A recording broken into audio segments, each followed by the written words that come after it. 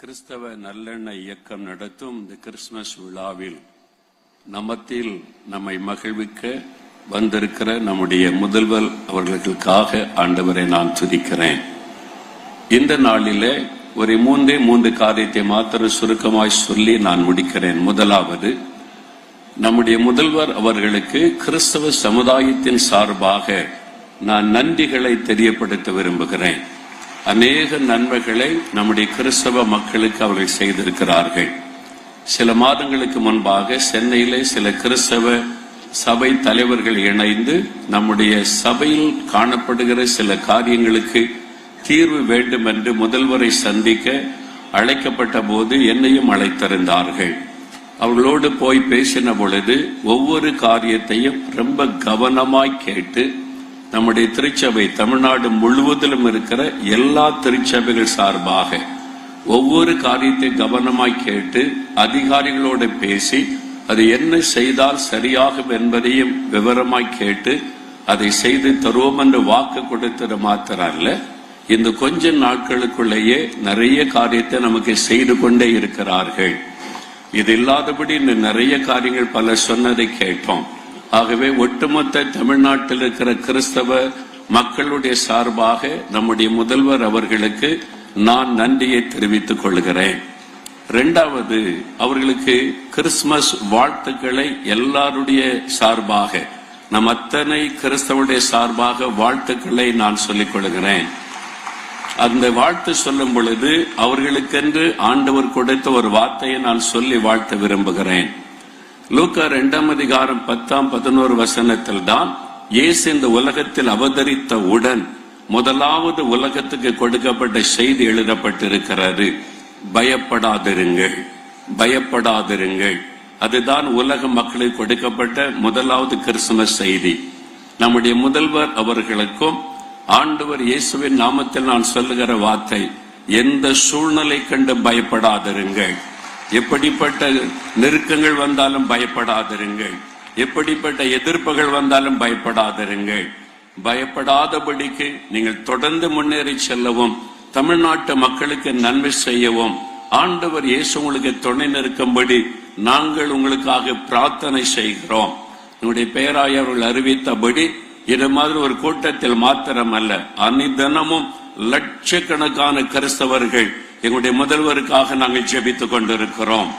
அவர்களுடைய சுக பலனுக்காக, நீடிய ஆயுளுக்காக, அவர்கள் தமிழ்நாட்டு மக்களுக்கு என்று எடுக்கிற எல்லா நன்மையான காரியங்களை வாய்க்க பண்ணுவதற்காக, ஒவ்வொரு நல்ல காரியத்தை தமிழ்நாட்டிலே கொண்டு வருவதற்கு அவர்கள் படுகிற போராட்டங்கள் நமக்கு தெரியும்.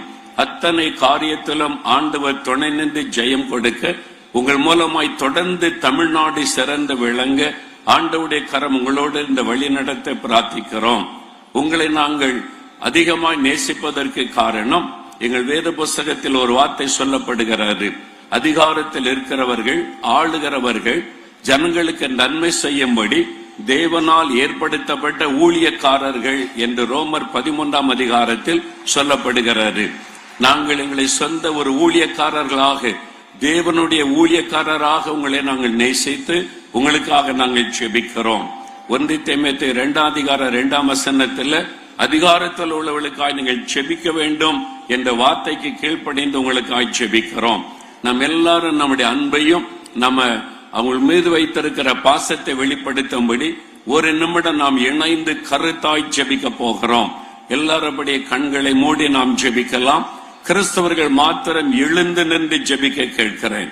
நம்முடைய ஆண்டவருக்கு முன்னாலே நின்று ஆண்டவர் நமக்கு தந்திருக்கிற முதலமைச்சருக்காக ஒரு ஸ்தோத்திரம் பண்ணி ஒரே ஒரு நிமிடம் இருதயத்தை இணைத்து பாசத்தோட ரொம்ப பாரத்தோட நம்ம ஜெபிக்கணும். அவர்களுக்கு கர்த்தர் நல்ல சுகபலனை கொடுக்கணும், ஆண்டவர் நல்ல பாதுகாப்பை கொடுக்கணும், நீடிய ஆயுளை கொடுக்க வேண்டும். அவர்கள் சந்திக்கிற ஒவ்வொரு பிரச்சனைகளை மேற்கொள்வதற்கு தைரியமும் பலனும் கிருபையும் கொடுக்க வேண்டும்.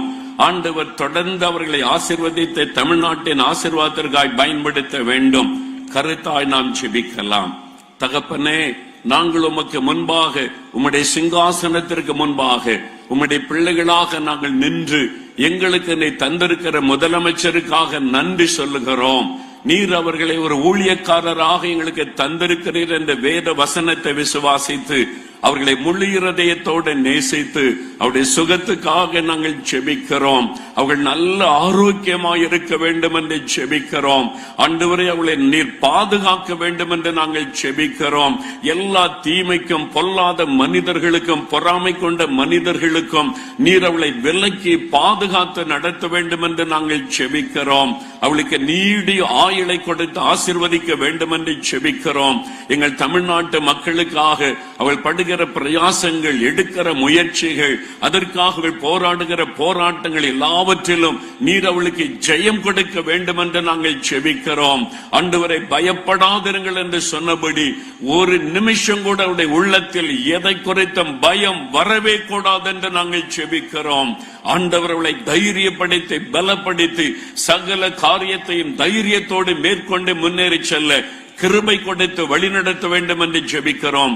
நாங்கள் அத்தனை தேவ பிள்ளைகளும் ஊழியர்களும் ஒன்றிணைந்து இயேசு கிறிஸ்துவின் நாமத்தில் எங்களுடைய முதலமைச்சரை ஆசீர்வதித்து நாங்கள் ஜெபிக்கிறோம். இயேசுவின் நாமத்தில் ஜெபிக்கிறோம் பிதாவே. ஆமென், ஆமென். உட்காருவோம். நன்றி ஐயா. சமத்துவத்தை பேணும் இன்றைய நிகழ்வில் அடுத்ததாக வாழ்த்துரை வழங்குவதற்காக திருநெல்வேலி ஸ்ரீமத் பரசமய கோளரிநாதர் ஆதீனம் ஜெகத்குரு ஸ்ரீலஸ்ரீ புத்தாத்மானந்த சரஸ்வதி பரமாச்சாரிய சுவாமிகள் அவர்களை அன்புடன்